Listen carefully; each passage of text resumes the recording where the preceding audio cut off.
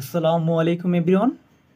আজকে আমরা সচরাচর কিছু ব্যবহৃত সেন্টেন্স শিখব, যে বাক্যগুলো আমরা সবসময় ব্যবহার করি কিন্তু আমরা বাংলায় বললেও ইংলিশে বলতে পারি না। আজকে আমরা থেকে ইংলিশে বলার চেষ্টা করব। তাহলে দেরি না করে শুরু করা যাক। এখানে রয়েছে অনুগ্রহ করে বসুন। এই কথাটা আমরা বাংলায় বলি, যদি ইংলিশে বলতে চাই তাহলে বলবো please have a seat. Please have a seat এর অর্থ হলো অনুগ্রহ করে বসুন। আমরা বাংলায় অনেক সময় বলি নিজের বুদ্ধি কাজে লাগাও। কেমনে বলি? নিজের বুদ্ধি কাজে লাগাও। এটা যদি আমরা ইংলিশে বলতে চাই তাহলে বলবো কি? Use your mind. Use your mind. আমরা অনেক সময় বলি আমার আর দেরি হবে না, বা আমার দেরি হবে। বন্ধু, আমার আসতে দেরি হবে।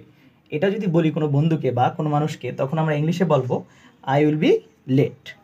আই উইল বি লেট এর অর্থ হলো আমার দেরি হবে।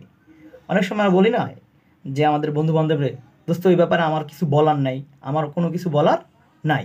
এটার ইংলিশ হবে আমার বলার কিছু নাই। এখানে আমরা বলতে পারি আই হ্যাভ নো ওয়ার্ডস। আমার কিছু বলার নেই, আমার বলার কিছু নেই। আই হ্যাভ নো ওয়ার্ড, আমার বলার কিছু নেই। তারপর আমরা অনেক সময় বলি না চলো বাইরে ডিনার করি, বাইরে খাবার খাই।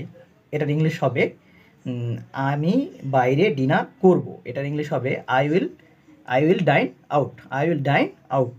I will dine out. আমি সেটা জানতে চাই। অনেক সময় অনেক মানুষ আমাদের কিছু বলতে চায়, আমরা সেটা কীভাবে জানতে চাবো? আমি সেটা জানতে চাই। I want to know that. ইংলিশে বলবো কি? I want to know that. I want to know that. এটা আমরা বলবো যদি কোনো কিছু জানার থাকে কারোর থেকে, আমি সেটা জানতে চাই, আমি সেটা বুঝতে চাই। I want to know that.